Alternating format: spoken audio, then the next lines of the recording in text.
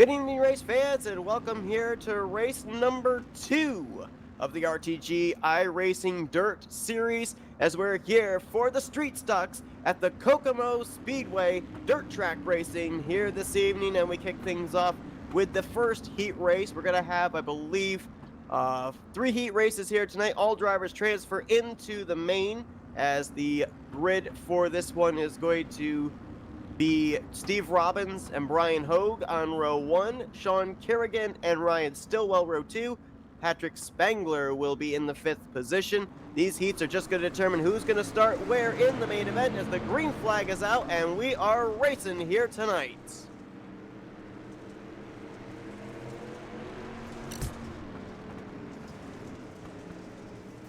Side by side for the 2nd position. As Steve Robbins right now in control. Brian Hogue on the outside. Sean Kerrigan is going to get by him, though. Actually make that Ryan Stillwell getting by for the 2nd position. And way out around the curb there.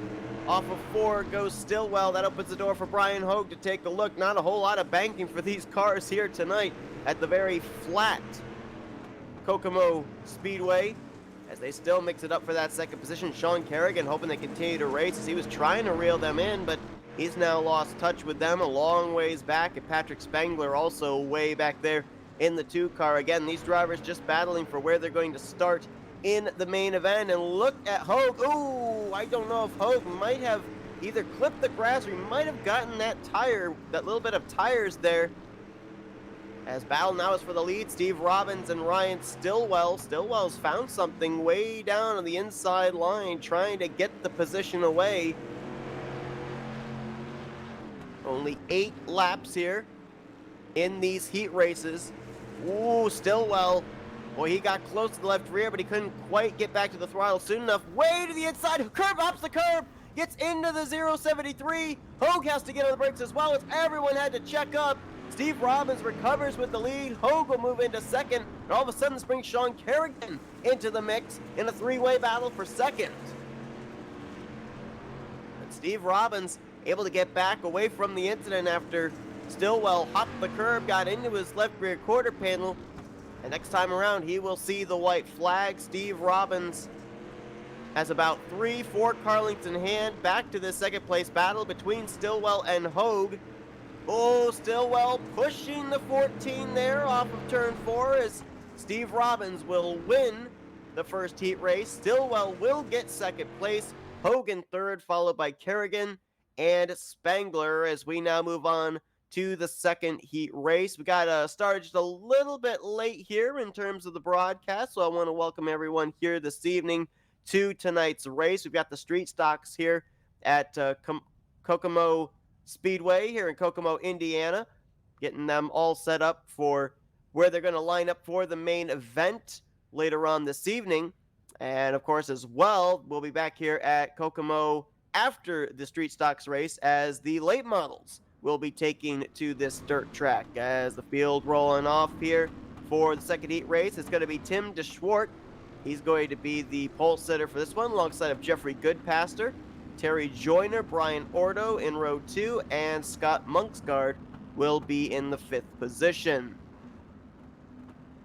Take the opportunity here as these drivers are under pacing of giving you what the points look like coming into this race, as last week it was Rick Gibson who went to victory lane at USA International. He subsequently comes in the points leader over Michael Massey, 5 points in hand, 7 back to Martin Karch. Timothy DeSchwart is currently 4th. He's 8 points back, and Brian Ordo is 9 points back. And of the other drivers that took place last week, we've got Sean Kerrigan, Terry Baumann, Brian Hogue, Ryan Stillwell, Steve Robbins, Grant Wesley, and Carson Krenz as the green flag is in the air. And we're back at it here this evening at Kokomo, and we'll see if maybe Jeffrey Goodpaster is going to be able to hold on. Tried to go around the outside of Timothy DeSchwart, did not work. He's got Terry Joyner looking to the inside of him. Way wide goes Goodpaster, and Joyner's easily going to take that 2nd position. Crossover, though, as Goodpaster going to look back to the inside. Can't quite get there. Brian Ordo looking to see what happens. Wow, Joyner got a good run there out of 4. Oh, tries to get the rotation of that car and does as he makes the pass on Tim DeSchwart for the race lead. That was a very unusual arc into the corner, but it worked, and all of a sudden Jeffrey Goodpaster's got his hands full way up in that third groove and almost got his right rear into the outside wall. Literally rim riding around a dirt track here. Brian Ordo trying to catch up to him for the third position, and that battle for the lead's not over. Terry Joyner and Tim DeSchwart trying to see if they can close that gap up between themselves. Actually, Joyner's not trying to close up the gap. He's trying to run away. DeSchwart trying to reel him back in. It's Goodpaster. Got sideways there. He didn't spin it, but he lost a ton of momentum. Ordo got around for third. Here comes Monksgaard looking for the fourth position. This time, Goodpaster is going to go around. Well, not quite. That car wasn't exactly 90 degrees, but boy, he's got his hands full right now. Does Goodpaster as Joyner out in front, about to get to the white flag as he will take it.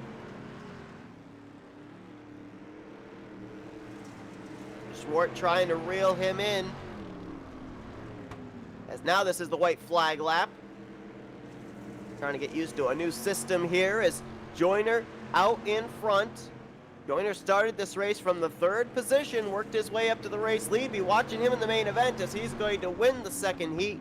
DeSchwart will finish second. Ordo third, Monksgaard in fourth, and Jeffrey Goodpaster, who had a lot of slipping and sliding there in that heat, he is going to finish in the fifth position.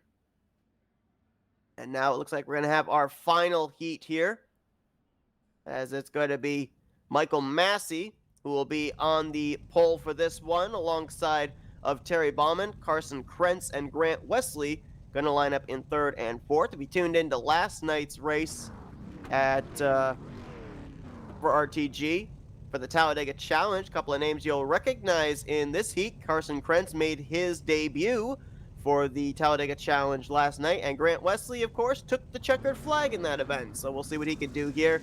And I want to just give a quick shout out to Terry Bauman's number 69 machine. We'll be seeing him also in the late model race later on tonight, running two special paint schemes for Patriots Day. Of course, this being the 19th anniversary of the 9/11 Twin Tower attacks, as well as the Pentagon and the Pennsylvania crash. We're going to be having a special tribute to everyone that was involved in those tragic events during the warm-up after these heat races are over, and we'll be talking a bit about that here tonight, as well as it's something that definitely is worth remembering for sure, just based off of the many innocent lives that were involved in it, whether it be servicemen, firemen, policemen, and of course the victims themselves and their families. As the green flag is out here for this final heat, way up around the outside went, I think that was Carson. No, it wasn't. That was Grant Wesley. Good grief. Wesley's finding something up there way on the top side. Just got around Terry Bauman for second, and now he's trying to get the race lead. And I think he, right at the moment, well, for a brief moment, he had edged ahead of Massey. Massey content to run about a groove off of the inside line. And look at the run Wesley gets there on the straightaway. Boy, that's going to be fun to watch if Wesley's running that line. If anybody else might try and migrate up there and try it, as Wesley's going to go to the race lead, and that is how you get around a dirt track. He's pulling away from Michael Massey. Grant comes into this race 10th in the point standings, tied for 10th in the points. Did not have a good run last week at USA International, and looking to bounce back from that, is trying to go for victories here in RTG and back-to-back nights.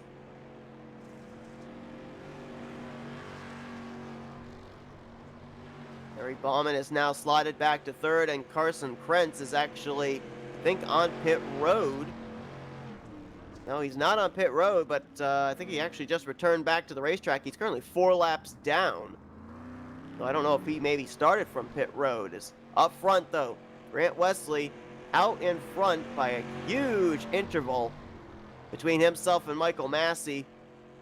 And about to come around and see the white flag, and this will be setting up the field. Remember, the drivers that win the heats, they start up towards the front in the main event.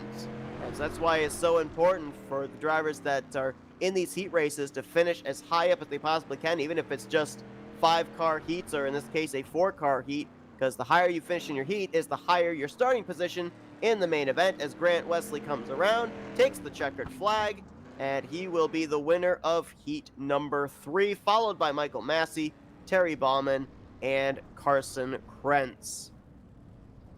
And Grant going to do some proverbial burnouts here in the infield. So now we have, I believe, 2 drivers that are going to take part in the consig race, if you will.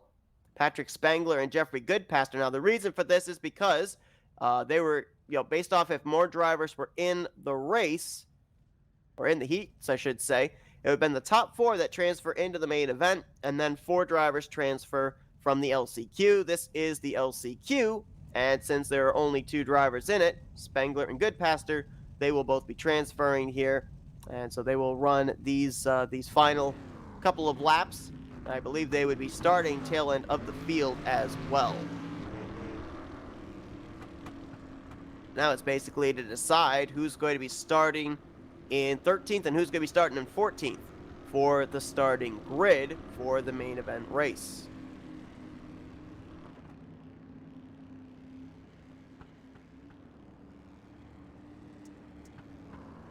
A couple of drivers that are not in tonight's race that were winners from last week, I believe.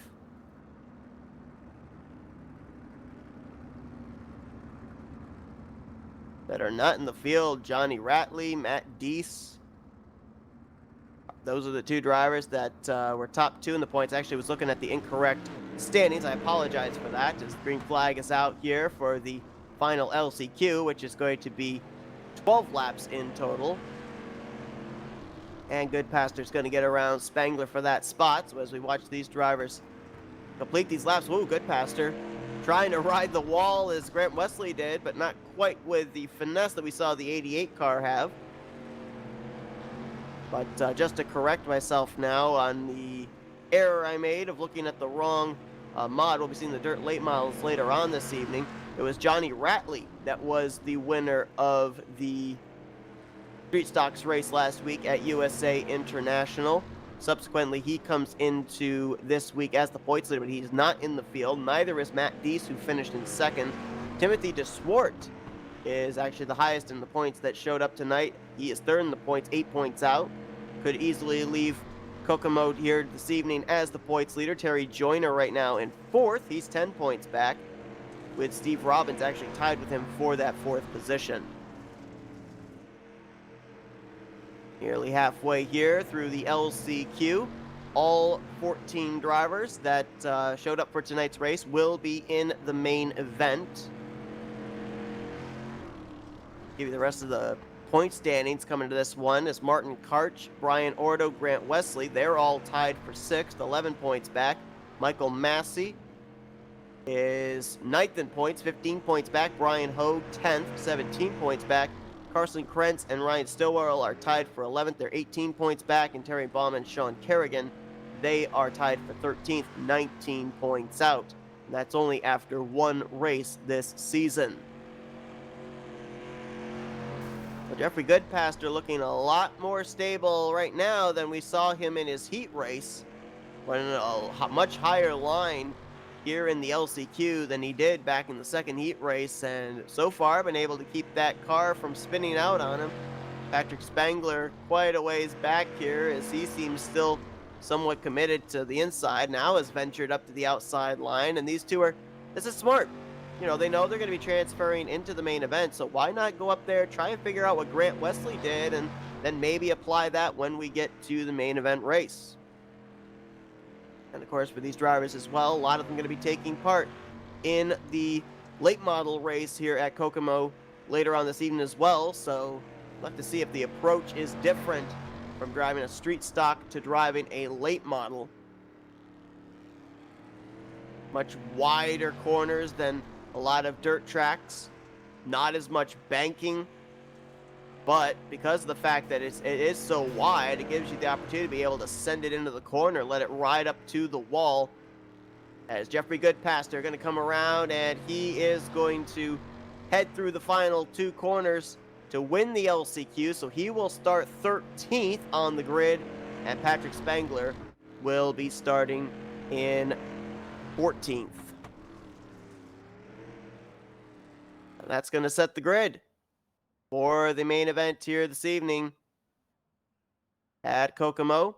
These drivers are now going to get to go out there, and they're going to be able to test the track out again. The track settings actually going to be set back, and they're going to get a chance to go out there and test out the new settings that will be taking place here for the race.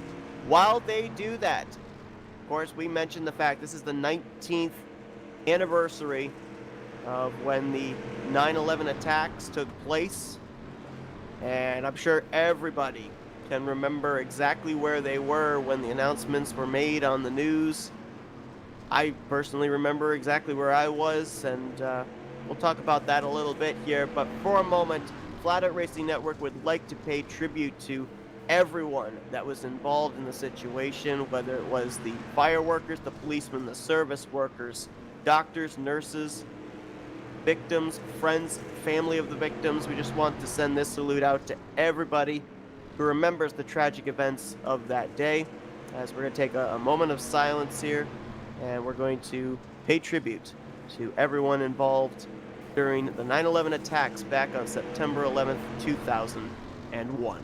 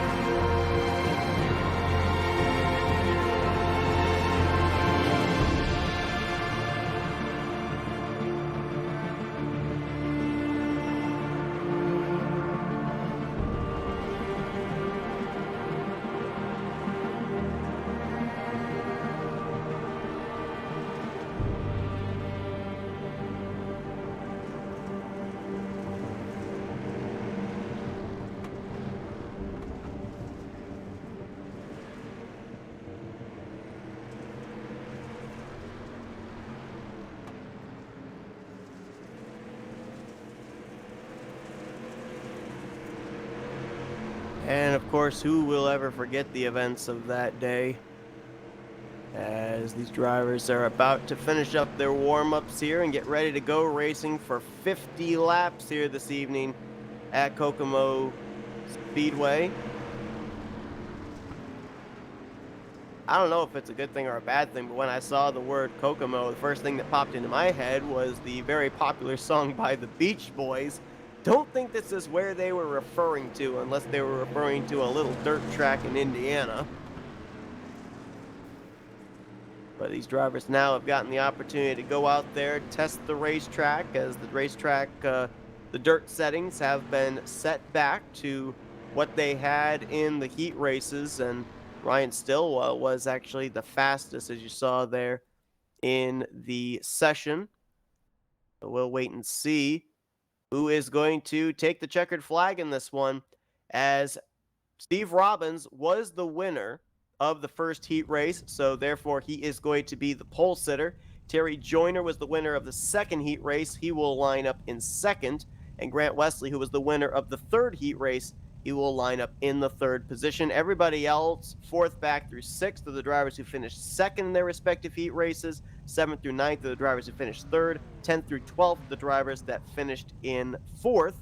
And then, of course, Jeffrey Goodpaster and Patrick Spangler, who are in the LCQ, will start 13th and 14th positions. So, the way they'll line up your starting grid for tonight's race, your main event, Steve Robbins and Terry Joyner the front row, Grant Wesley and Ryan Stillwell, the fastest in warm-up, will be row 2. Tim DeSwart, third in the points, could very well be heading into next week as the points leader. He will make up row 3 with Michael Massey. Brian Hogue and Brian Ordo going to make up row 4. Terry Bauman and Shaw Kerrigan are at row 5.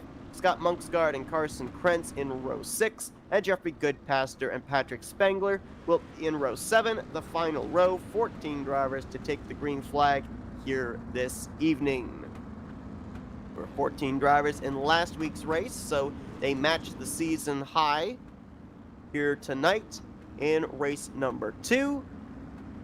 And Steve Robbins, Terry Joyner, Grant Wesley, those were the 3 fastest in their respective heats. Wesley's down the inside, and we saw him right up against the wall in his heat race, so it's going to take him a little bit of time to get up there. Wait and see what happens. Green flag is in the air, and we are racing for 50 laps here tonight at Kokomo.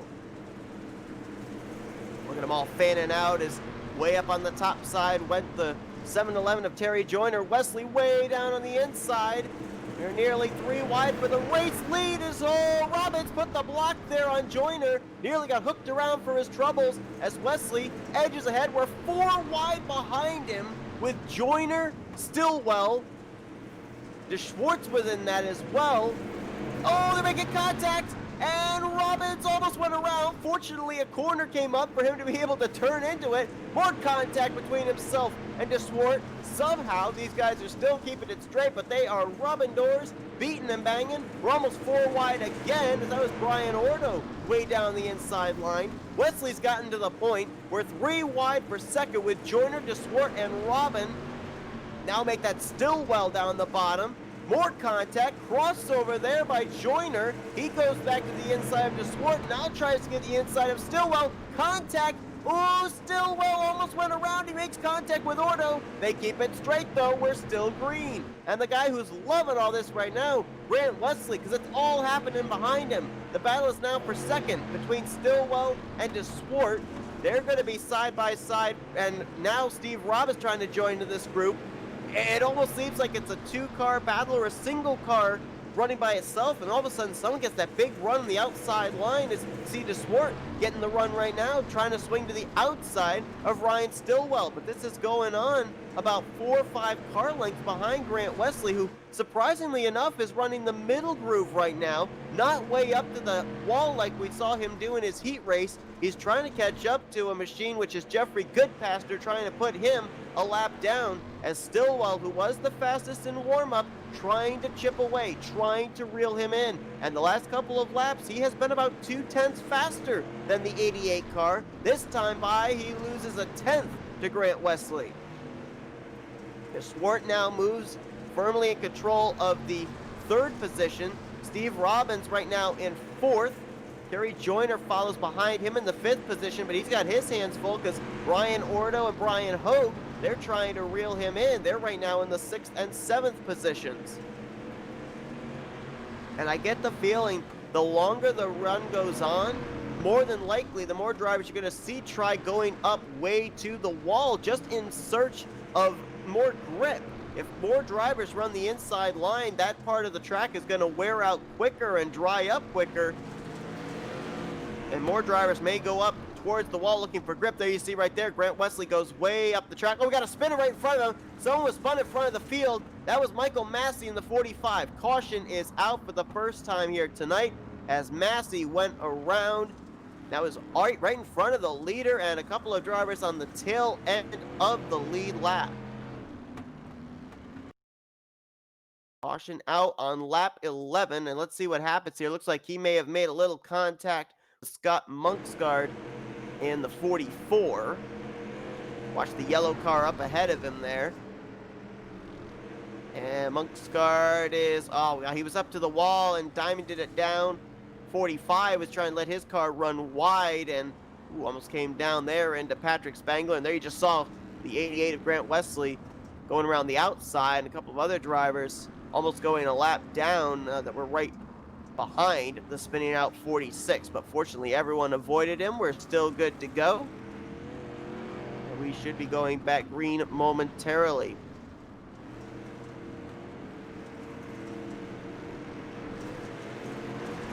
Green flag in the air as Michael Massey is being scored the race leader. I don't think that's correct. We've got a bit of a scoring error here, and hopefully it will settle itself out. Your leader right now should be the 88 of Grant Wesley, followed by Tim DeSwart, and we're 3 wide again with DeSwart, Stillwell, and Joyner. Stillwell trying to get away from the 49 and catch up there to the 88 as the caution is out again, and it looks like this time it might possibly have been for the 45 of Michael Massey once more. And the scoring did update itself. I wonder if maybe the caution might have been thrown to maybe be able to fix the scoring. It had the 45 scored the race leader. I don't see any car that is out of shape. Yeah, look, it appears that it was actually an admin thrown caution to be able to get the scoring back to what it needed to be. And the scoring is now messed up again. I'm not really sure what went on right there. It looks like Jeffrey Goodpaster is going to be able to go around and get his lap back. And I think now everything's going to be cycled out correctly. I hope anyway. As Wesley's going to be the leader. DeSwart in second. Stillwell third. Joyner fourth. Ordo now in fifth. Steve Robbins, who started on the pole, is all the way back in sixth. Followed by Monksgaard, Hogue, Spangler, and Krentz. Should be getting the green this time around, and now the standings are correct. Well, they were, and they just changed back again. We've got the 45 scored, I think, a lap ahead of the 88. We'll see if it settles out when they get around here. This time as the green flag is back in the air, and indeed, looks like we have it fixed as Wesley out in front. Ooh, car in the wall.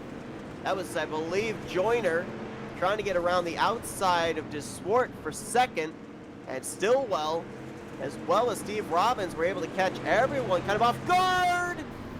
Oh, Robbins getting into the back of the 9 of Stillwell several times there, going through 1 and 2. They keep it together for the moment, though, as Terry Joyner trying to swing around the outside of Robbins for second. This continues to happen behind Grant Wesley. Look back here as you've got DeSwart, Stillwell. How about Patrick Spangler up here in the 2 car? Remember, he had to transfer his way in through the LCQ, and he finished second in that. He was shotgun on the field, started 14th, has been able to work his way now almost into the top 5 as way up into the wall was DeSwart. He's actually up there with Steve Robbins. Right now they are in 3rd and 5th as they run. Terry Joyner has been able to clear for second place, and he's trying to do everything he can to reel in Grant Wesley for the race lead. talked about the fact that Swart, if he were able to win here tonight, as the caution is out for the third time this evening, we're going to mention that the fact if he won, he could probably be heading into next week's race at Charlotte as the points leader, but don't count out Terry Joyner, who was third in points coming into tonight's race, and we'll go back and see if we can find out what brought out the caution for this one.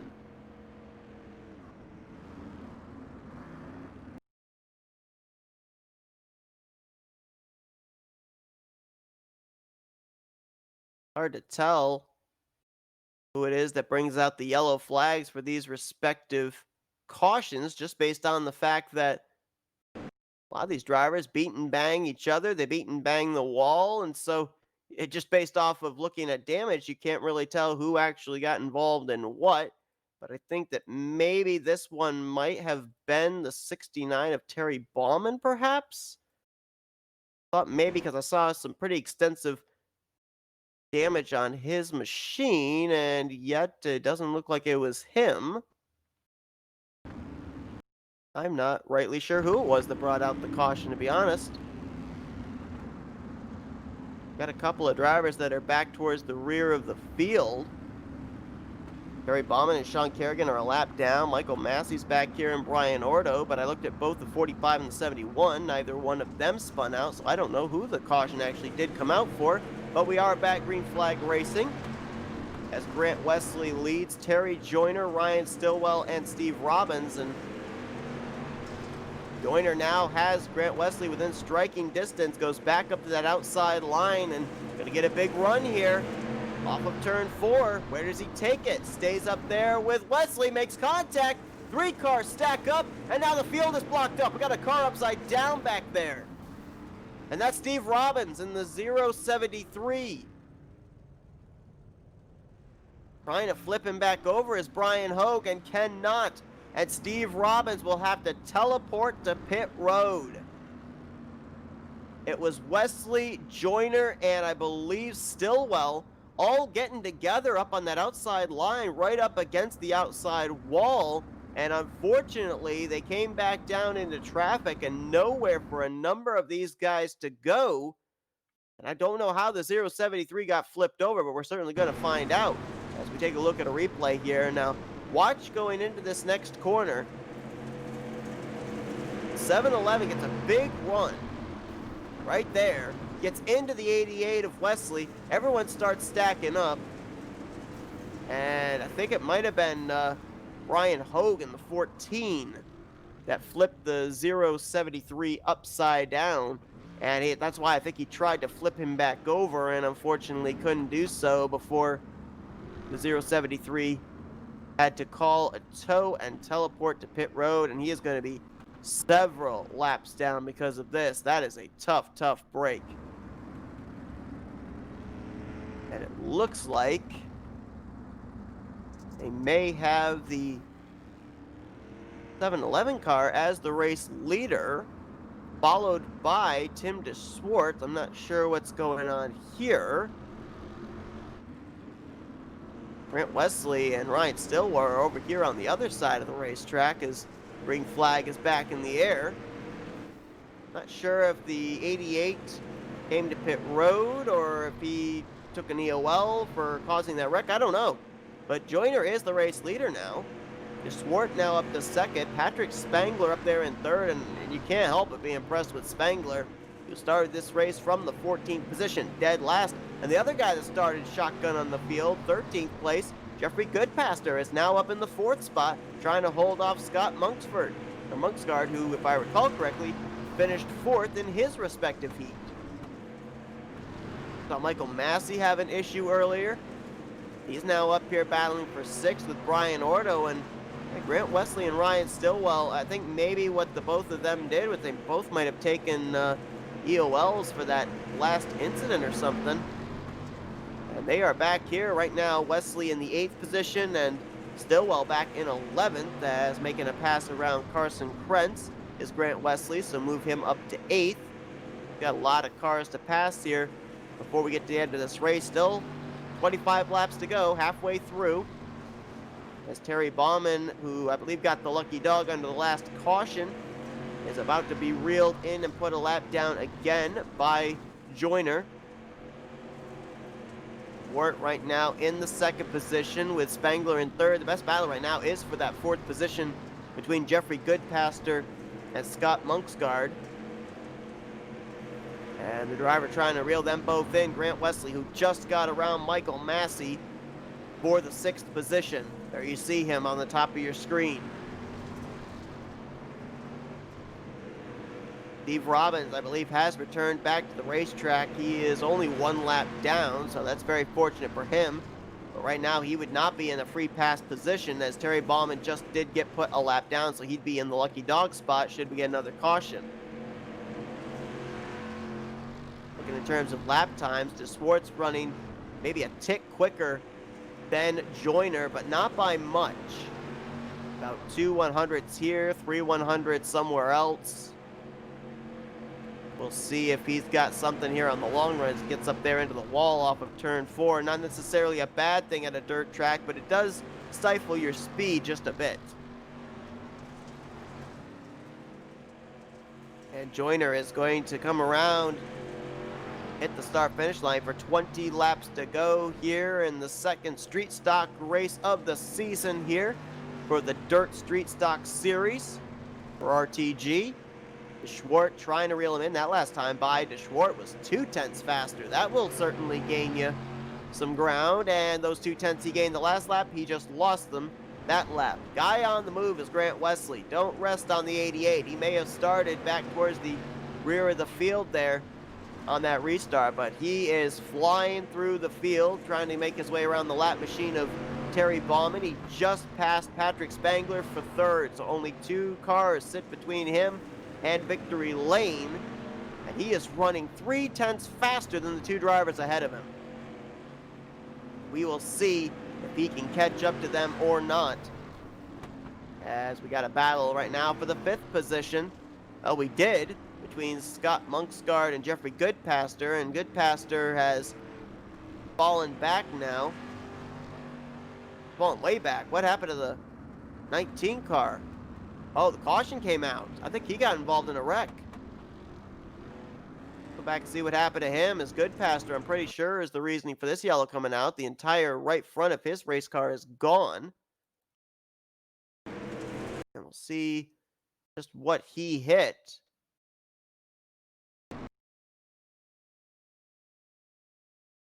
And looks like he might have gotten into Monksgaard, and actually we had another flip. And this time it was the 9 of Stillwell. Watch here as the contact will take place between the 17 and the 44 right there, and nowhere for Stillwell in the 9 car to go as he went up and over. That car, I think, did come back on all 4 wheels, fortunately, for Stillwell. So he didn't have to teleport to pit road with a tow, but boy, Stillwell was looking like one of our prime contenders maybe for this race win early on, and now he finds himself damaged and way back in the field. And the guy that's got to be loving the fact that this caution came out has got to be the 88 of Grant Wesley, because now he's back up here in the hunt just behind Terry Joyner and Tim DeSwart. And I made the mistake of saying that Grant Wesley had a bad run last week when I was looking at the late models rather than street stocks. Wesley actually finished 5th last week at USA International for the street stocks, and comes into this race currently tied for the 6th position in the stands, 11 points out. So he could also make some huge strides getting up there to the points lead as we're back underway. Top 3 trying to pull away yet again. Joyner, DeSwart, Wesley now. That's the battle for 2nd between the 49 and the 88. Spangler back there, still running that inside line, which has served him well so far. Currently has himself up in the top 5. Monksgaard right now in the 5th position, and we do have a driver out of the race. That's going to be Jeffrey Goodpaster in the 19 machine, so tough break there as he's taken his car back behind the wall. Will not finish out this race. His caution is out again, and this time I believe it might be for the lap machine of Sean Kerrigan, bringing out the yellow flag. And Kerrigan, I believe, was in line to actually get the free pass should a caution come out. So that would mean, I believe, that he would actually not be the lucky dog car. Go back and see what happened to him to bring out this latest yellow. I don't think he made contact with anybody. I think he just looped it around himself. Intermingled with all the lead lap cars, and this might have been going into 3 and 4. Oh, actually, no, there was some contact. He got up into Carson Krentz, who was running the 7th position at the time. And that is what brought the yellow flag out. So the Skull Machine, the Harry Gant look-alike, brings out the caution for the 5th time here tonight in our main event. And it looks like he actually did get back in the lead lap. Did Harrigan, so I thought he wouldn't be the recipient of the free pass, but apparently he was. So all 13 cars that are still running are now back on the lead lap here, as we've gotten the 1 to green signal, and we'll go green this time around. Terry Joyner, Tim DeSchwart, Grant Wesley yet again, and boy, Joyner got himself a really good jump. Well, no, he didn't. I thought we were going back green. Apparently we were not. We were going another lap. Lights are out. They were out the last time, so they waved off the restart. Now we're going back green here. We're going back green with 14 laps to go. 13 laps to go now. As Grant trying to find a way around Tim for that 2nd position. Schwartz moves up, and now Wesley's forced to try and cross him over to the inside line, not the line that Grant's been wanting to run. He almost slides up into DeSchwart. He does make contact with him. They kept it straight, and Patrick Spangler down the inside line, out of harm's way, almost bypassed the both of them. That might be why Spangler's down there, not wanting to get up here on the outside line. Whoa, look at Wesley, as DeSchwart got a little loose there through the center of 1 and 2 in the middle groove. Wesley was able to get around the right rear quarter panel, and he will take the 2nd spot. A beautiful move by Grant Wesley, and now he's got his sights set on Terry Joyner in that 7-Eleven machine with 10 laps to go. Ryan Stillwell is still up here, despite that damage he sustained getting into the back of Jeffrey Goodpaster. Oh my goodness, look at that car go up and hit the wall. I think all 4 tires were off the racing surface for a time there, as he hit the wall a ton, but he carried so much speed trying to get up here for a top 5 finish, trying to reel in this side-by-side battle for the 4th spot between Patrick Spangler and Scott Monksgaard. Monksgaard edges ahead with it for the moment, and he actually will take the position. And Stillwell is going to get around the outside as well and move into the 5th spot. We've had a lead change. Grant Wesley has gotten around. No, we have not. I'm sorry, the scoring was incorrect. Grant Wesley trying to reel in Terry Joyner for the top position. Schwartz back there in 3rd place, waiting to see what's going to happen here with these top 2. Not close enough to strike, but he's certainly close enough that if the 2 of them spun around here in the closing stages or on the final lap, he could capitalize, as Joyner nearly came down to Wesley. Wesley's going to drive it deep into the corner and try to slide job him. Slides up, though, and cannot hold the momentum off the corner. Great racing for the lead with 5 laps to go. 88 up into the wall there. As now that brings DeSchwart back into the conversation. 7-Eleven is not going to give Grant Wesley that outside line. Grant's going to have to make something happen on the bottom. Tried to run a little bit lower there through 3 and 4. Did not close up the gap at all. Now DeSchwart going to cross to the inside. Wesley gets the run off the corner and will keep 2nd place. There's going to be 2 laps to go this next time around. How long does Grant wait? Does he have to wait till the white flag lap to maybe try a dive bomb slide job? We've got traffic up ahead too. Slower traffic. I think that's Terry Bauman in the 69 machine. We'll see if he's going to be able to get out of the way of these leaders. Actually, I think that might be Sean Kerrigan, the 15. White flag's going to be in the air this time as they're side by side. Oh, Terry Bauman's in the way. Bauman's in the way. Wesley made it work for a moment. He's going to run the inside again. They split Terry Bauman 3 wide. Joyner looking for the run off the corner. They're going to make contact, and Wesley's going to spin across the line in 2nd. Joyner's going to hang on by about half a car length at the start-finish line to win here tonight at Kokomo. So the Street Stock Weekend, sponsored by Middle Aged Beer Drinkers of America, with the Street Stocks, is going to go to Terry Joyner. And the gap at the line was about 0.2 of a second, according to our scoring. About half a car length between those two. And let's go back and see just how close that was. Grant knew the only way he was going to be able to make that work is using the inside line. There was no way Joyner was going to give him the outside line. Grant came up into his door, coming to the start-finish line. It's the only way he may have had a shot of getting him.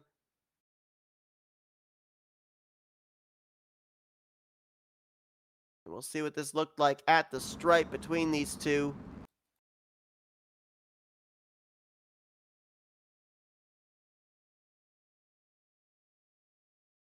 Surprised it was actually 0.2. I thought it'd actually be closer than that, but maybe because of the momentum that Grant Wesley lost. And there it was. That was the gap between the 7-Eleven and the 88. And yeah, I can see now why it would be 0.2. Grant almost was able to get him at the start-finish line. We'll look at the results here real quickly. And with Joyner winning this race, this is definitely going to give him the points lead going into next week's race at Charlotte, as he came into this one fourth in the points, only 10 points out. DeSchwart actually might be close between Joyner and DeSchwart. They may actually be tied going into next week, with DeSchwart finishing third. Grant Wesley, though, a great run as well in second place. So it's going to be close between those three for sure. Ryan Stillwell brings it home in fourth. Patrick Spangler, after having to take part in the LCQ, he's going to finish fifth. Michael Massey, sixth. Steve Robbins in seventh. Brian Ordo, eighth. Brian Hogue in ninth. And Sean Kerrigan in the 10th position. And then rest of the finishing results, Terry Bauman was a lap down. Scott Monksgaard was a lap down. And Carson Krentz took his car back behind the wall before the conclusion of this race, joining Jeffrey Goodpaster. Well, we're going to step into intermission because we have to swap over sessions from the street stocks over to the late models. But we're going to get some interviews here with some of our top three finishers from this race as well. And let's see if we can first get a word with our third place finisher here, Tim DeSchwart. Hey, Tim, it's Seth up here in the Flatout Racing Network studios. Got me? Yeah, I got you, Seth.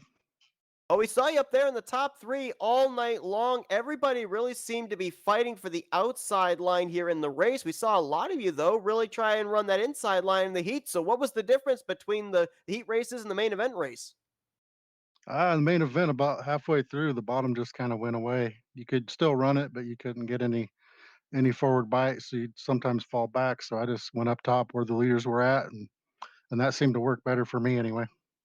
Obviously, different drivers have different approaches to how hard they drive into the corners. And when you're all fighting for the same lane going into either turn one or turn three, how difficult is it to be able to gauge whether or not you're going to run into the back of the car in front of you? Yeah, you really got to pay attention because everybody has different entry speeds and everything. So I just pay attention and look for a way out if I need it. You finished third last week at USA International. You finished third here tonight at Kokomo. Next week, we go to Charlotte. So, what's your mindset going into that one? I'm staying consistent so far, I guess. So that's good. But there's a lot of fast guys in here. So third is good, but I'm still looking for a win. Well, Tim, obviously a great run for you here this evening. We look forward to seeing what you're going to be doing in the late models in just a few moments, but we're going to now let you do some shout outs. Yeah, I'd like to thank everybody at RTG, Terry Bowman, Grant Wesley, both Bryans. I think they want to be called the middle aged beer drinkers tonight, I think. So we'll give them guys some thanks. And they always put on a good show. And obviously to you guys for putting on the broadcast. Well, congrats on a great third place run, Tim. We'll let you get back out of here with the late models. Maybe we'll talk to you again here tonight. Let's hope so. Thank you. And let's see if we can get our second place finisher, Grant Wesley.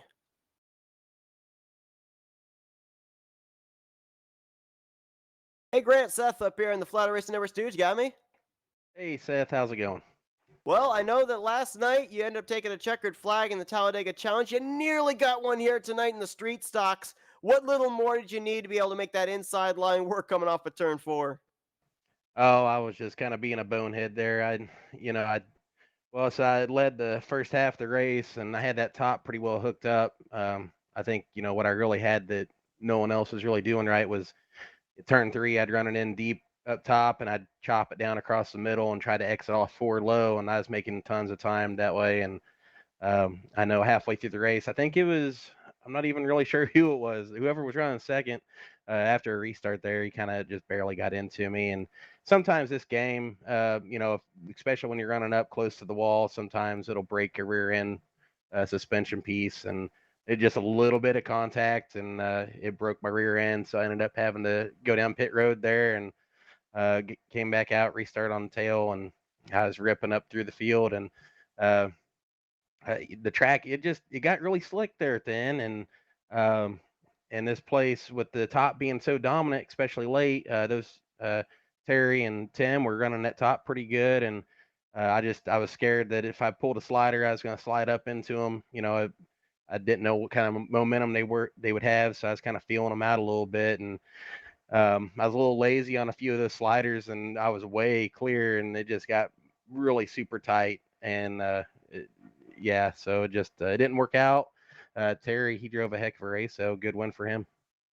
We saw some contact there. I think it was on the third caution, right up there at the front between yourself, the 7-Eleven, and the 9. We saw you and the 9 actually drop to the back. Can you explain to our viewers what happened there, why you ended up going to the rear of the field at that point?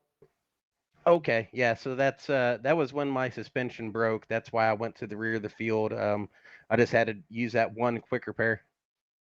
Okay, so that explains that because we were trying to figure out, why when you were up there in the third position, you actually had dropped back to the rear of the field, but you were able to fight your way back up through the field as well. Talk about traffic because we saw you guys early on in this thing, three wide, four wide for a couple of occasions. So how difficult was it to make passes when you had so many different options in terms of lanes, especially with the new racetrack at the initial start of this race?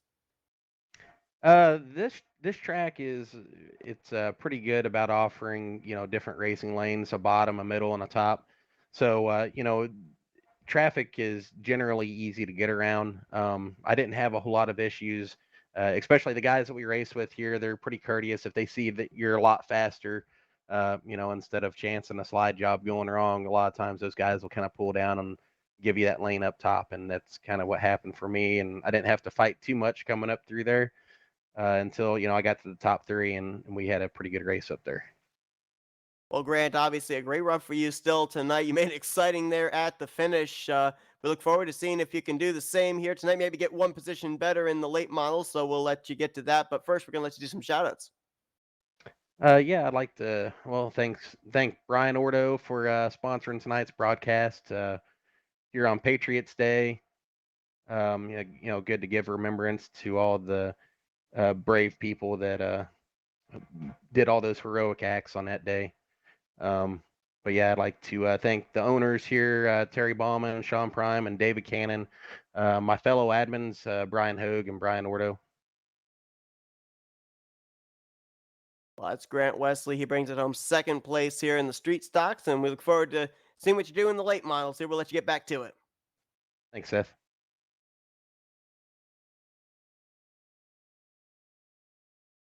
And we're going to see if we can get our race winner here, Terry Joyner, who more than likely is going to maybe be tied, maybe take the points lead heading into next week. Hey, Terry, it's Seth Cole up here at the Flatout Racing Network Studios. You got me? What's up, brother? Well, man, you had an unbelievable last half of that race, spent most of it out in front, but you had that challenge there at the end. We saw you have to kind of deal with some of the slower traffic as well there on the tail end of the lead lap. So, did you at some point off of turn 4 think that maybe, just maybe, the 88 was going to get you at the line? Oh, I figured he was. You know what I'm saying? Like I knew he was. We And saw you. Oh, sorry. no, go ahead, brother. I was going to say, in the heat race that we saw you in, we saw you actually fight your way up through the field, and you finished a lot better than you started. Was there anything from that you were able to apply to the main event race as well? Man, not really, man. I was just following. I was just following where everybody was. This is my least favorite track, so I just got lucky, brother. That's all it was.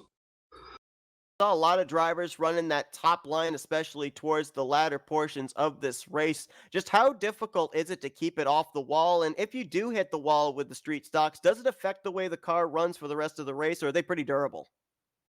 They're pretty durable, bro. It just depends on how hard you hit it. And running that top, it's hard running that top, man, to keep it off the wall. Well, Terry, obviously you came into this race after USA International, fourth in the point standings. It's going to be a big points night for you as well. Right now, we've got you projected either tied or taking the points lead into Charlotte. So, with Charlotte up ahead, what's the mindset going into that one, just based off of how good your season started out? Just go with the flow, bro. That's all you got to do. Just go with it. Well, obviously, a great run for you here tonight in the street stocks. We look forward to seeing what you're going to be doing here momentarily in the late models. But we're going to turn the microphone over. Let's do some shout outs here, Terry. I just want to shout at everybody at Rolling Thunder. I appreciate what they do and what they put on. Well, Terry Joyner gets to celebrate in victory lane here tonight with the street stocks, but his work's not done. He's going to take to the late models here momentarily, and good luck there. Hopefully, we get to talk to you again. I appreciate it, bro. And we are going to take a brief intermission here as we will be swapping over to the late model session. We're going to try connecting over there. So stay tuned. We will be back here for more racing at the Kokomo Speedway. Late model racing for Rolling Thunder Gaming coming up in just a moment.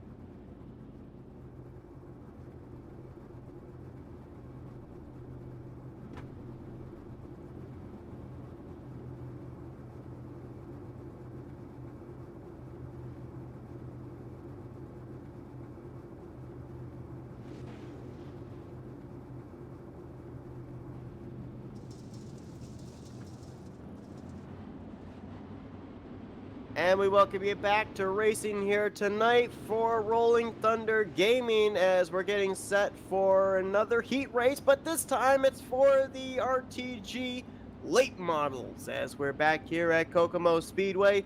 We just got done with an incredible finish in the street stocks. Looking forward to another one here with the late models. It's going to be Carson Krentz on the pole for this one, alongside of Terry Joyner, who ended up winning the street stock race earlier on. Steve Robbins lines up in third alongside of Ryan Stillwell. Adam Huggins alongside of John Etheridge. Scott Monksgaard and Terry Baumann going to be row 4 here for this heat race as we turn them loose for 8 laps of heat racing.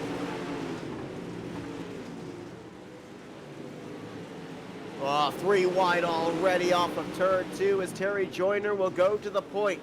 Ryan Stillwell tries to swing around the outside for second. He'll take the position. Carson Krentz now falls back to third. He may get stuck 3 wide again. That's Monksgaard on the top. Etheridge on the inside there. It's going to be Etheridge and Krentz for that third spot as battle for the lead is on. Stillwell got a run. He was almost to the inside there of Joyner. Not quite able to get to the inside though. Now trying to swing around the outside. Look at how much more speed these drivers seem to be carrying with the late models than they were with the street stocks. Throwing it into the corner is Stillwell. He tries to get around the outside there of Joyner. Not quite able to do it, but he's there within striking distance. Just has to get back to the throttle a little bit sooner. Etheridge closing there as well in the third position, trying to make it a 3-man fight. Monksgaard right now is in fourth. Krentz back in fifth, and got some good battling back here as well for the 6th position. That's where you find Terry Baumann as well as Adam Huggins. Steve Robbins quite a ways back here in the 073. Not sure what happened to him at the initial start, but he is all the way back currently in the 8th position as Baumann and Huggins continue to alternate back and forth for the 6th position. Huggins has it now. Baumann tries to get it back there on corner entry, and we've had a lead change. Ryan Stillwell has gotten around the outside of Terry Joyner. He's taken the top position. And remember, this is basically for the pole in the main event between these guys because they got the luxury of being in the first heat race. White flag in the air as it's a 3-way battle for the win. Stillwell going to try and hold him off here off of 4. He will by about a car length and a half. Joyner gets second. Third will be Etheridge, followed by Monksgaard, Krentz, Huggins, Baumann, and Roberts. Or make that Robbins. So Stillwell, who ran into some issues in the street stock race, he is going to be the pole sitter for the main event. And now let's find out who is going to be starting to his outside on the front row as Tim DeSchwart is going to be the pole sitter here for the 2nd heat alongside of Brian Ordo. Sean Kerrigan and Patrick Spangler, who had a great run in the street stock race, will be row 2. Brian Hogue and Michael Massey, row 3. And Grant Wesley, who finished runner-up in the street stock race here moments ago, will be in the 7th position. Looks like 15 drivers will take to the track here for the late model race. Driver that is not in the field tonight, our winner from last week at USA, Rick Gibson. So the points lead will change after this evening, heading into Charlotte next week. Another driver that is not in the field as well, 3rd place in the standings, Martin Karch. So Michael Massey, Timothy DeSchwart, Brian Ordo, who were 2nd, 4th, and 5th in points coming into this race. Big opportunity here tonight to gain some points and maybe be the new points leader going into Charlotte next week. Of the other drivers that are in the field tonight, Sean Kerrigan is 6th in points. Terry Baumann, Brian Hogan, Ryan Stillwell all tied for 7th. Steve Robbins and Grant Wesley are tied for 10th. And Carson Krentz is 12th as the green flag is in the air here. 8 more laps of racing, and we've got some stacking up from 2nd place on back. Ryan Ordo nearly got turned. They all keep it together, though, as he was stacked up behind, I think that was Kerrigan, and nearly had the 14 of Brian Hogue into the back of him. Grant Wesley now running the inside line, the 88, trying to take away the 3rd position from Hogue, who's trying to get the inside in turn of Sean Kerrigan. That's for 2nd place. Tim DeSchwart finished 3rd in the street stock race earlier tonight. He's out in front. And it's the great battle back here for the 2nd position, though, between Kerrigan, Hogue, Wesley, and now Brian Ordo starting to get up in this mix as well as the 15 cuts right across the nose of the 71, trying to hang on to it. Oh, and then he gets hit into the side by Massey. We stay green though as Massey keeps it going. Kerrigan gets it back on the track. A lot of beating and banging right there as I think the 15 had almost come to a stop to avoid spinning out. The battle's now going to be for the third position. Grant Wesley on the top side, Brian Ordo on the bottom. They're both trying to get up here to Brian Hogue for the second spot. Now the back end kicks around on these race cars here. They carry a lot more speed and seem to be able to turn a lot better there in the corner than the street stocks were able to. Look at that right there. I mean, Wesley nearly just ran into the back of Brian Hogue, but he didn't. He timed it perfectly, trying to get to the outside of the 14 as he clobbered the wall. Hogue to get the wall. Wesley might get Hogue, and Ordo trying to pass them both as the white flag was just taken, and off the corner it's going to be Tim DeSchwart winning. Brian Hogue is going to hang on over Wesley barely for second place. Wesley will be third, Ordo fourth, then Massey, Spangler, and Kerrigan will complete the remainder of this heat, which means your front row is going to be your winner from the first race, and that, of course, was Ryan Stillwell. I was trying to remember who it was. Ryan Stillwell will start on the pole, and starting to his outside is going to be Tim DeSchwart, your winner here of the second heat race. And that is it for the qualifying races. The field is set up. Nobody had to be in the LCQ. And again, I just want to give a special shout out here to Terry Bauman. We saw in the Street Stocks race, he was running a special Patriots Day scheme in commemoration of the 19th anniversary of the 9/11 attacks back in 2001, and here in the late models he is doing the same. Mentioned about the fact that, you know, a lot of people will remember, it's one of those things that stands out in your mind. A lot of people will remember where they were at the time that the attacks took place. We had played the tribute video back during the warm-up of the first session with the street stocks, and we could take an opportunity here as well in the warm-up session for the late models. And it's a memory that certainly has always been in the back of my mind, always haunted me. I was back in the 5th grade at the time, and we had just pretty much started school, morning session, and my teacher ended up getting a phone call right in the middle of class. That had never occurred before, where she would take and answer the phone in the middle of school being in session. She answered the phone, and there really wasn't a whole lot to go on based off the conversation, but you could definitely see the facial expression. Got very solemn. Seemed like the blood rushed from her face, and everybody's just looking around, all concerned, all my classmates there. We had a class of about 25. We're all trying to figure out what's going on, and one of my classmates plucked up the courage after the phone call was done to ask what we were all thinking, you know, asking what was wrong. And all my teacher said was that a plane had hit the World Trade Center. Now, to a kid back in the 5th grade, if you had said maybe the Statue of Liberty or the Empire State Building, then yeah, we would know what you're talking about, but none of us knew what the World Trade Center was at the time. So we really didn't understand the full extent of what had happened. And about half an hour later, parents started coming and taking their kids out, and that's when we started to really grasp the gravity of the situation. Something really was going on. My parents actually came and got me. I think they were the 3rd or 4th set of parents that came to my classroom specifically. My sister was also in the school, and the two of us were brought home, and I spent literally the entire day sitting in front of the television watching the events that were going down. And I believe I was probably glued to that television set from that point until about 8, 9 o'clock at night. And I could tell you that for a 5th grade boy to have something like that go on, it's just something you just do not forget. And talked with a lot of people here today. A lot of people have been making posts on social media, remembering the exact moment, the exact place where they were at, the exact circumstances of what they were doing. It's something that certainly nobody will ever forget that was around when those terrible events took place. And so, pretty cool that Terry Bauman's running the special schemes here tonight. And here on Patriots Day, FRN proud to be able to bring you the broadcasting here tonight for the RTG Dirt Series for both the street stocks and the late models. I know that Nick Massey, Sam Dyer, they're over on the other end here on Flatout Racing Network, broadcasting the Rapid Fire Pizza National Series. A lot of drivers over there running special schemes as well. Contribute to Patriot Day, and just a beautiful moment for the entire country to come together and remember one of the tragic events of our country's history.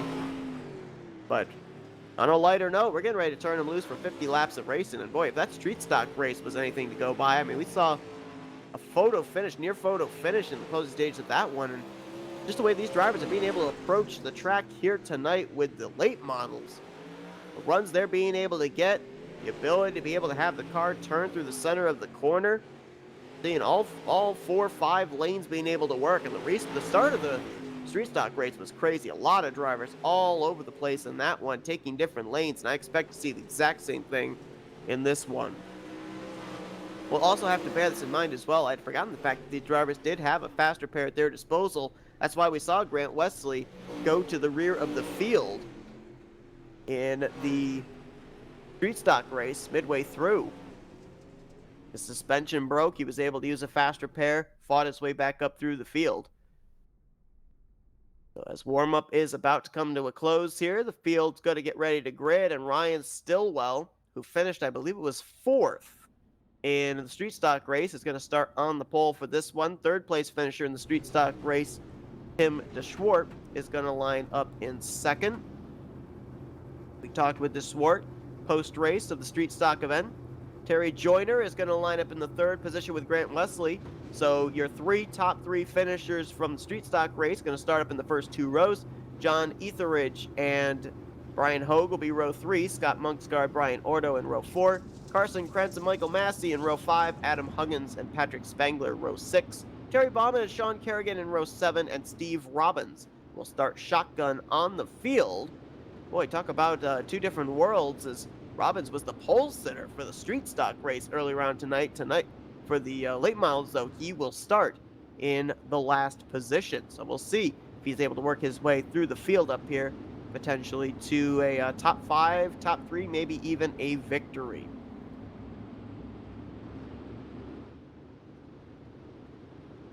Two laps here, with it being a short track. Under pacing, you see the pace truck now makes the left-hand turn right down the center of the infield as Ryan Stillwell and Tim DeSwartz get ready to get us underway. Green flag racing in race number 2 of the late model series. And we're already fanning out. 3 wide for the lead. Tim DeSwartz around the outside, and caution's already going to wave. Caution's already out as John Etheridge has run into an issue. I think he and Carson Krentz may have gotten together here on the first lap of this race. And it doesn't take them long to complete pace laps here, so we've got to work quickly to see just exactly what happened to bring out this caution. 21, I think, actually got into the 7-Eleven of Joyner, which ended up causing him to come to a stop on the inside line, causing the yellow flag to come out. There it is. Yeah, Carson Krentz didn't have anywhere to go, and that's what brought out the yellow, because the 21 came to a dead stop. Doesn't look like anybody really got any extensive damage out of that, though, so everybody should be good to go.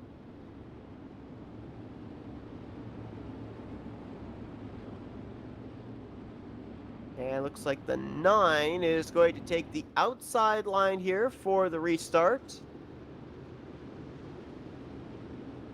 DeSwart almost got him. DeSwart was nearly edging ahead there as he got a huge run out of turn 4 coming to the start-finish line. Green flag back in the air. Joyner in 3rd, Wesley 4th, Etheridge there in 5th position. So even though he ran into some problems there, actually, no, I'm sorry, he's not in the 5th position. He's actually back in the 8th position. Like our scoring monitor is having a little bit of a problem again here. As Wesley's going to try and swing around Joyner for 2nd place. He'll take it. Joyner now finds his way back up to the outside line just in front of DeSwart. That's Brian Hogue down on the bottom of the racetrack now in the 5th position, trying to reel in the top 4. Etheridge there in the 121 has picked up 2 spots since the restart, getting around Monksgaard and Brian Ordo. Ordo now trying to get around the outside to move back into 6th place. Is back up at the front. Grant Wesley and race leader Ryan Stillwell trying to get around some slower machines. I think it's the 15 of Sean Kerrigan that they're trying to bypass. At the same time, Grant Wesley's trying to be able to cut a little bit lower on entry, just barely get to the inside. Woo! Comes right down in front of Kerrigan and almost got chopped into the left rear quarter panel for his trouble, as Wesley trying to make that inside line work. Remember, these drivers that we talked with in the street stock race said that inside line, so many people drove it early on. There was no grip down there in the latter stages. I think Grant's trying to take advantage of the grip down there now. See what's there, so he knows what he's got underneath him when we get to the eventual end of this race, but it's not working on corner exit.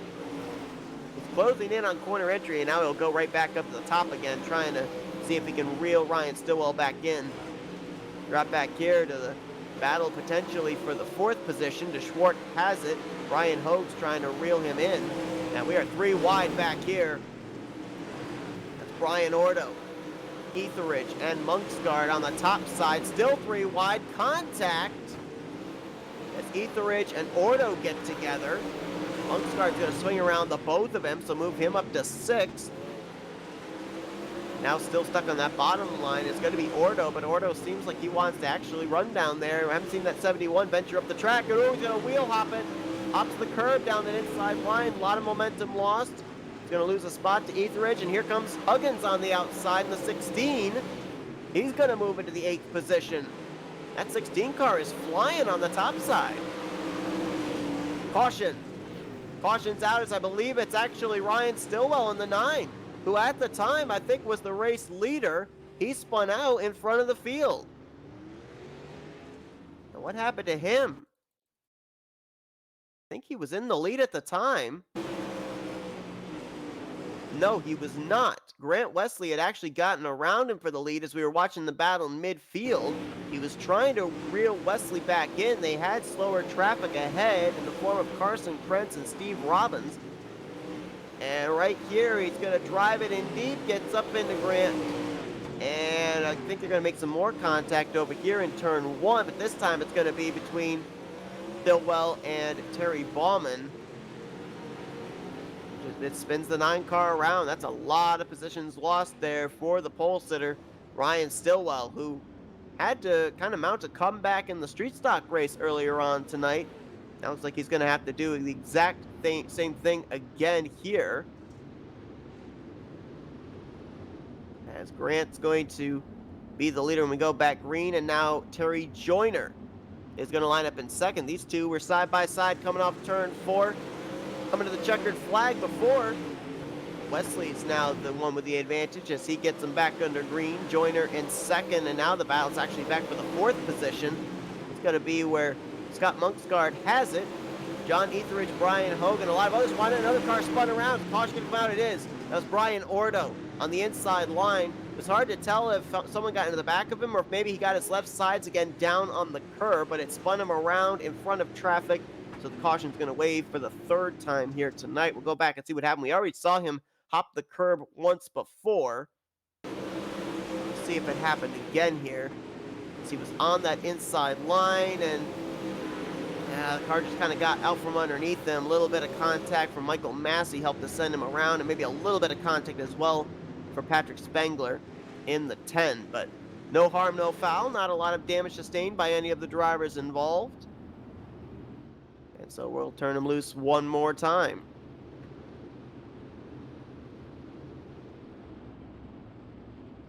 Every lap that Grant Wesley leads under caution is one less lap he has to defend the lead under green, as we'll be going back green flag racing somewhere in the vicinity of about 35 laps to go. And it also looks like, as I'm just noticing, that only green flag laps are counting in this. So never mind. I was saying every lap that he leads is a lap he doesn't have to defend, but it's 50 green flag laps, so caution laps not counted. Look at Grant drive it down to the inside there for this restart to try and put some distance between himself and Terry Joyner. It worked for a moment as the caution is out again, though. And this time it's going to be the 45 of Michael Massey with a problem. Looks like this might have been off of turn 2.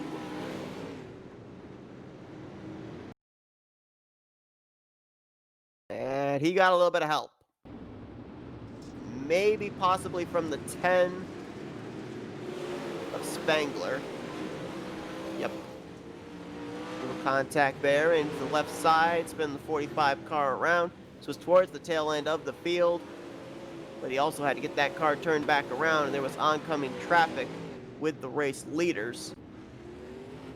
But Massey was able to drive back around the pace truck, get his lap back. And at this point in time, all 15 drivers that took the green to start this race are still on the lead lap and still running at this point. We did have 2 drivers DNF from the street stock race. Mention the fact that we're going to have a different winner here this evening, this season, as Rick Gibson, our winner from USA International, is not in the field here tonight. Right now, if we're looking in terms of the driver that's going to benefit the most points-wise heading into next week, it would probably have to be Timothy DeSwart, who's right now in the 3rd position, came into this race 4th in the standings, only 8 points out. Still a long ways to go there. Michael Massey, who brought out the caution, this latest caution, was 2nd in the points coming into this race, trying to see if he could take the points lead heading into next week, but he's got some work to do here as the green flag is set to come back out. I should also point out, we saw these heat races for the street stocks and the late models, but they were important as well in terms of points, because if you win a heat race, you get 5 bonus points. If you finish 2nd, you get, I believe it's 3 bonus points, and if you finish 3rd, you get 1 bonus point. So the heats count for points as well. Caution out again. Looks like this one was towards the rear of the field. Might have possibly been the 14 of Brian Hogue, bringing out this one. It was back towards the rear of the field, but I'm not certain which driver it was that went around, and it was actually the 44, Scott Monksgaard, that brought out this yellow flag. Brian Hogue was in front of him, though, so the 14 and the 44 might have both actually gotten together. Let's see.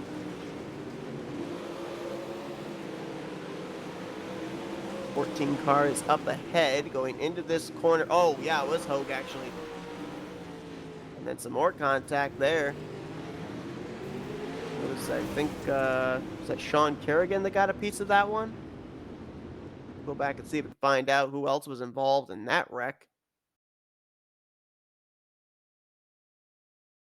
Actually, no, Adam Huggins, who got a piece of that one in the 16, the white car with the red numbering. We're going to see what happened to Brian Hogue, because his car just kind of seemed to snap up to the right when we saw it. Watch it going into this corner. Nobody really around him. Oh, he brushed the wall before he got into the corner and then got up and rode the wall. There's where Huggins gets a piece, as well as the machine of Robbins getting a piece of it. So a couple of drivers getting some damage out of this one. And we talked earlier with, I believe it was a Joyner telling us that the street stocks, very durable race cars. Well, street stocks may be durable race cars, but I'm not sure about these late models. Late models seem to have a lot more exposed. And I'm not really sure that they can take those kind of hard licks. Of course, as we were told by Grant Wesley, these drivers do have a fast repair should they want to use it. You also probably lose quite a bit of time coming to pit road, as should be having the pace truck hitting pit road momentarily. Carson Krentz in the 03 is on pit lane. You can see him get involved in that wreck, so I'm not sure what kind of a pit stop this is, whether it's scheduled or not. As this time around, I believe we should be getting the 1 green signal. And lights are out on the caution lights. So, yep, we are going to go back green flag racing with Wesley Joyner. Etheridge is now the 3rd place car. He got around to Schwartz before that caution came out. And Adam Huggins is now up to the 5th position, even though he got a little piece of that incident. Green flag back in the air. Battle right now is going to be for around the 3rd, 4th, 5th position, where you've got DeSchwart, Etheridge, Adam Huggins way up on the top side, going to swing around them both, move the 16 up to third place. Oh, Etheridge, get the bump. Etheridge tried to get up in front of Huggins. There is no caution for that, however, as Etheridge was able to keep it going. He definitely got spun around as Ryan Stillwell got spun, and the caution's going to come out for that. 9 car spun around again, and it looked like it was in turn 4 again. That's the second time the 9 car's been facing the wrong way, coming out of the final corner. He'll stay on the lead lap, however. I want to go back and look at 2 incidents there. I want to first look at the one that we saw nearly happen with John Etheridge when he got a bump from behind by, I believe it was Huggins. He tried to throw the block on the 16, who had a big run coming off the corner. Had a tremendous save there, did Etheridge, and then we'll take a look and see what happened to the 9. Right there. He tries to move up and block the 16, and that card almost went completely around. Not quite. And then let's follow the 9 here and see what happened to him. Oh, the 14 of Brian Hogue was trying to slow up. I think that was for Michael Massey, who was trying to make the corner, and Stillwell gets into the side of Hogue and spins his car around. We do have a driver in the garage area, and that is going to be Carson Krentz. So his night will end early as we are not quite halfway through this race. Grant Wesley, who came up just short in the street stock race earlier tonight, trying to close the deal here in the late models race. The battle is going to be back there again around the 5th position. We got a caution again. Someone just spun around. I think that might have been Monksguard, who was on the inside line. He got a little bit of help from somebody. Somebody else was there with him. It was hard to tell who, but the caution is out again. And we have not yet reached the halfway point of this race. Caution came out on lap 24, and only green flag laps count. Like the other driver that may have been involved with him might very well have been, well, actually I'm not really sure. There's the restart. Let's see. There was the contact.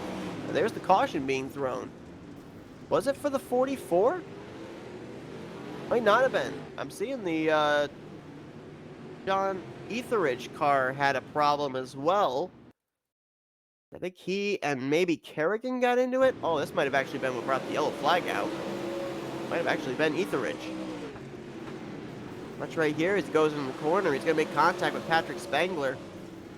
There's Kerrigan coming into view. Yeah, I think that's what brought the yellow flag out. I don't think it had anything to do with Monksguard. I thought it was Monksguard in the 44 just because I saw a bright yellow car on the inside line. Looked like they were stopped. And apparently we are back green. Boy, these pacing laps do not take long at all. Back green flag racing. We're now halfway through as battle's going to be for the 3rd position. Adam Huggins and Steve Robbins. Remember, Robbins started this race from all the way back in the 15th position, dead last. And he's been able to work his way methodically up into the top 5. Hits the wall there as Tim DeSchwart trying to reel him in, and down the inside line is Patrick Spangler trying to crack the top 5. He and DeSchwart right now in that battle for 5th place. And now it's about to maybe turn into a battle for 4th place. Spangler making the inside line work momentarily. A lot of cars up there into the wall off of turn 4, hitting that right rear panel into the outside wall. Caution. Brian Hogue, Michael Massey. And it looks like it might have been Hogue. And something went terribly wrong in that 14 car. He had to teleport to pit road. I don't know if he got hit by somebody and he may be coming to pit road for a faster pair. Let's see what happened to him. Brian Hogue did not, or he did take part in last week's race. Oh, wow. There's what happened. Started with Massey, actually. And then Hogue came flying in. Let's see what happened to the 45. And the 45 went and hit the concrete barrier in the infield as well just after this. We'll see that as well. Contact between Massey and Etheridge, and then nowhere for Hogue to go. And Massey, who ran so well last week at USA International, really struggling here tonight. And then watch this, just takes it down, puts it into the concrete barrier there in the infield.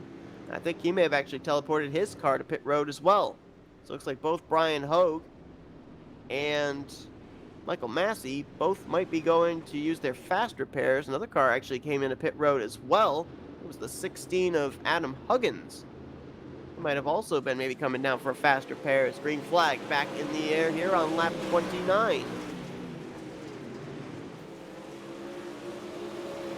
Top 3 for the moment. Single file on the top side. You've got Patrick Spangler still down there on that inside line. It's what he was doing during the street stock race as well. Very committed to the bottom lane. It's not picking him up positions, but at the same time, he's not really losing positions. Now Steve Robbins on the outside line, edges ahead for third place, but they've been door to door every time coming off the corner. Spangler might be one of the few drivers that can really make that inside line work, and he's got the 073 cleared for third place if he wants it, but I don't think that he's going to bring his 10 off the bottom. We saw that Brian Hogue and Michael Massey both teleported to pit road. Well, they are currently 5 laps down to the race leaders. I think they're still sitting there. So Adam Huggins was on pit lane. I think he may have used his fast repair, and he's back in the field in the 11th position. But he is still running and is still on the lead lap. Well, Ryan Stillwell in the 9. He's back here in a bunch of traffic along with John Etheridge. These are two drivers that were up inside the top 5 at one point in this race, now find themselves battling for 7th. A little contact right there. They also were battling with Brian Ordo in the 71, Tim DeSchwartz in the 49. This is a 4-way battle for the 5th position. Each other a lot of room, but that's just because they're all running different lines. Etheridge way down the bottom, Ordo in the middle, Stillwell in the middle line, and DeSchwartz way up on the top side, and that's not working for him. I think he may have gotten the wall there through 1 and 2, and he's actually losing ground, is DeSchwartz. Driver that's actually making some forward progress is actually the 71 of Brian Ordo. 5th in the points coming into this one. Now he's going to get a challenge from Etheridge, though, on the inside line, and DeSchwartz on the outside line. Ordo finds himself in the middle of a 3-wide situation at a dirt track. What do you do in that situation? I don't know. Bad enough being put in the middle of 3-wide at a super speedway. I can't imagine being in a 3-wide situation when you guys are at a 45-degree angle in the corners, and all of a sudden it's almost a 4-wide situation. Look at the 9 of... Oh, there goes the 49, up and into the wall. I don't know if there was contact or if he just went up into the wall himself. But DeSchwartz has had to teleport to pit road. I was not paying attention. I was watching the 9 of Ryan Stillwell on the inside of that 4-wide situation. I did not see if there was contact there between Ordo and DeSchwartz to bring out this caution or not, or if it was one of the cases of what we saw earlier with Brian, was it Brian Hogue, I think? There was someone that earlier went up and got into the outside wall, kind of rode the outside wall. And that might have been what happened here just moments ago with Tim DeSchwartz. Might have been that the outside wall just came up and grabbed him. Now let's settle this and see if there was contact. We'll be back here on the back straightaway. Coming off the corner. 71 crowd him up. No, he just turns up the track and hits the wall there. That was really unusual looking, to be honest. I mean, let's watch it again from another camera angle and tell me if you don't think this looks strange. Watch this. Coming off the corner, fine. Oh, did he clip the wall? I think he clipped the wall. There's an area there. There's a pit road exit that he might have clipped the pit road exit wall, and that's what shot him up there into the wall heading into turn 1 as we're back green. We've got a battle for the lead on. Patrick Spangler still on that inside line, trying to see if he can take 2nd place away from Joyner, maybe take the lead away from Grant Wesley. It's the shortest way around the racetrack. And he's actually turning faster lap times than Wesley. And Joyner's going to get up into Wesley there, going up into turn 3. I think that Joyner might be just a tick quicker, and Spangler has now moved into 2nd. He's looking for the race lead on that inside line. Ooh, we got a little loose there off of 4. Lost some of his momentum. Brian Ordo's right down there as well, trying to make this work. Ryan Stillwell also. But Spangler's got second place for the moment. Caution's out. And it looks like it's going to be Terry Bauman bringing out this yellow. I think Adam Huggins may have been back in this vicinity as well. Ryan Stillwell might actually have been involved in this one. And that would be the third incident tonight that Stillwell would have been caught up in. And no, it was not Stillwell. Take a look and see what it was that indeed brought the yellow flag out. Well, someone shot up the track in front of oncoming traffic, and it was actually John Etheridge. And he made some contact with somebody. See if we can pinpoint who. Well, we got a hit from behind there by Robbins.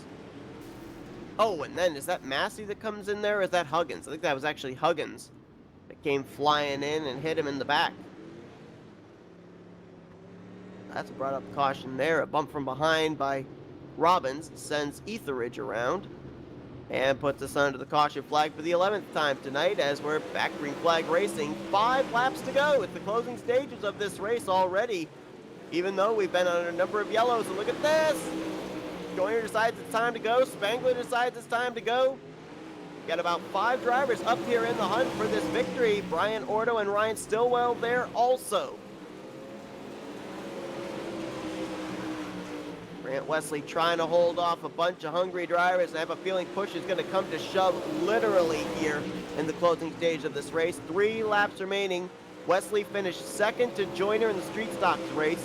Roles may be reversed here as Brian Ordo has now gotten around. He got around Patrick Spangler, who I think just brought out this caution.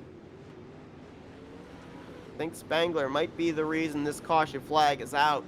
And if so, oh man, look at the damage. That's a tough break for a car that had worked its way up as high as second place tonight. And there's going to be very little chance of coming back from this one. Let's see what happened to him. Oh, is he maybe going to get into the 9?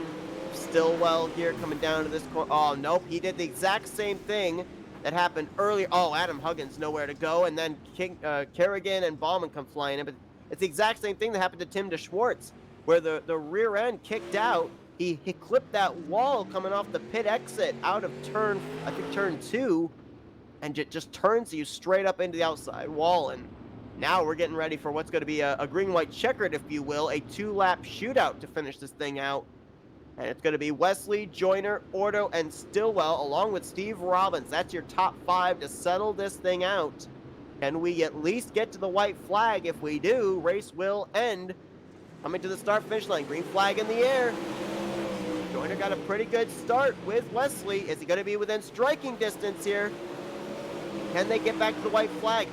Stillwell way down the bottom, Ordo down there as well. They're 3 wide for second. White flag will fly. Joyner's got 2 more shots. Turn 1 and turn 3. He's not really that close right now. What about Ordo? Does he throw it into the corner here on Wesley? Wesley's clean through 3 and 4. Off the final turn, he'll seal the deal. Grant Wesley's going to win the late models race here tonight at Kokomo Raceway, presented by Middle-Aged Beer Drinkers of America. And Grant Wesley gets some sweet redemption from earlier on tonight. He finished 2/10 behind Terry Joyner in the street stock race. He'll get him by 8/10 here in the late model race. Joyner will finish second. Ordo will bring it home in the 3rd position. And just based off the struggles here tonight by drivers Michael Massey and Tim DeSchwartz, Brian Ordo, with his 3rd place run, may be heading into Charlotte next week, your new late model series points leader. And fireworks shooting off here tonight at Kokomo as Grant Wesley does his burnouts here in the very small infield of the Kokomo Speedway. As he burns it down, let's take a look here at the finisher results from this one. We already gave you the top 3. Ryan Stillwell started on pole, had to battle his way back after being involved in 2 spins. He'll finish in 4th place. However, Steve Robbins from the rear of the field to a top 5 and 5th. Another driver that had to battle back from multiple spins, John Etheridge, will get 6th. Scott Monksford was 7th. Patrick Spangler was en route maybe for a top 5 run, maybe even a top 3 run, but he'll have to settle for 8th, getting caught up in a late caution. Terry Bauman was 9th, and Sean Kerrigan will finish in the 10th position. And Adam Huggins was the last car to finish on the lead lap. The rest of these drivers basically finished out of the race or sitting on pit road. Tim DeSchwartz, Brian Hogue, Michael Massey, and Carson Krentz. Michael Massey came into this race 2nd in the points. Timothy DeSchwartz came in 4th in points. Both these drivers going to take huge hits in the standings heading into next week's race at Charlotte. As you see, Grant Wesley is pulled up onto the winner's block here on the front straightaway at the Kokomo Speedway. Let's see if we can get some words with some of our top 3 finishers, and let's kick things off with 3rd place finisher Brian Ordo. Hey Brian, it's Seth up here in the Flatout Racing Network studios. You got me? Finally, I'm up here. Absolutely. 3rd place run here tonight at Kokomo Speedway. We saw a lot of drivers, not only in this race, but also in the street stocks up there on that outside line. You seem to be one of those drivers fully committed to running the inside the entirety of this race. I can't do that high line. I just don't know how to do it. We definitely saw a lot of beating and banging going on there, not only at the front, but mid-pack rear of the field as well. But getting down there to that 2-lap shootout, being down that inside line seemed like a safe place to be in case those guys made contact. But was there any point you think about maybe trying to pull a slide job on one of them on that final lap? No, my car was not good up there. Once I realized where my car was good, I stayed with it. And once you were down low, you didn't have to use as much throttle. Well, you came into this race 5th in the point standings. 2 of the drivers that were ahead of you were not in tonight's race, and the 2 drivers that were in tonight's race struggled, so it's looking like you're going to carry not only momentum, but maybe the points lead into Charlotte next week. What's the strategy heading into that race? Low line. Well, we will definitely look forward to seeing what you're able to do here for the remainder of the season, but congrats on a great run here tonight, a 3rd place finish with the late models at the Kokomo Speedway. We're going to do some shout-outs now, Brian. I'd love to shout out to RTG for putting us on, Brian Hogue for putting up the server, and myself for throwing a little bit of money and having you guys, Flatout Racing, come and show everybody the world what we do. Well, definitely was a great show up here from start to finish. That's Brian Ordo. He finishes 3rd place here tonight at Kokomo in the late miles. Congrats on a great run, a great finish, and good luck rest of the season. Thank you. Hopefully it was good TV for you guys. Definitely was. We'll see if we can now get a word here with our 2nd place finisher. Our winner earlier tonight from the street stocks, but coming up just 1 position short in this one. And that is Terry Joyner. Hey, Terry, it's Seth up here in the Flatout Racing Network studios again. You got me? What's up, brother? Well, we talked to you in Victory Lane, the street stocks race. You finished 2nd place here in the late models, but one thing that I noticed between the street stocks and the late models, you guys carried a lot more speed, had a lot more turn in the center of the corner with these late model cars. Just how much different was it driving these to the street stocks in terms of the ability to be able to make moves and make passes? No, these are so much faster, man. You really got to drive these cars. You know, we saw that you and Grant Wesley had a spirited battle in the closing stages of the street stock race. It came down between you two again here in this one. It came down to a 2-lap shootout as well. If you'd been able to not have that late caution come out, do you think you'd have had momentum to make a move on him? Did just having those 2 laps kind of stifle any run you could have had coming to the checkers? I don't know, man. Grant's tough, man. He's tough, so I can't tell you. You know what I'm saying?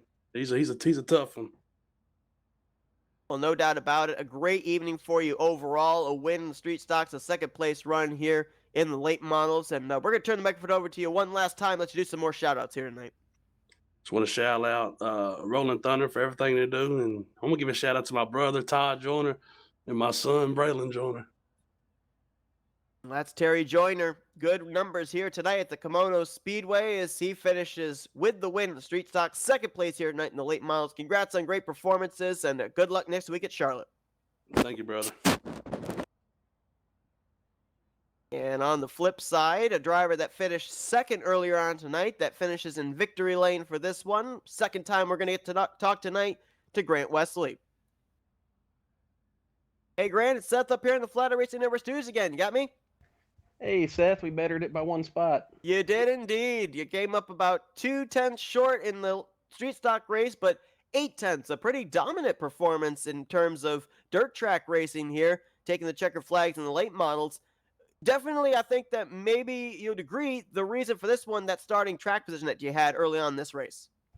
Yeah, definite. Yeah, early in the race, I was a lot quicker. I felt like I had the race under control pretty good there in the first half. When the track had moisture, just with the line I was running up top, there was a lot of bite up there, and I was able to make it work.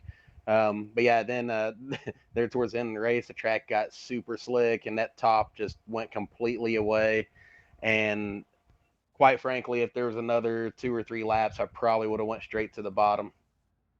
You just mentioned the fact about the grip on that top side starting to go away. We saw a couple of drivers in those last 10 green flag laps kind of clip that wall where it juts out for the pit road exit and then it turns them up into the outside wall. Is that what played a factor into that?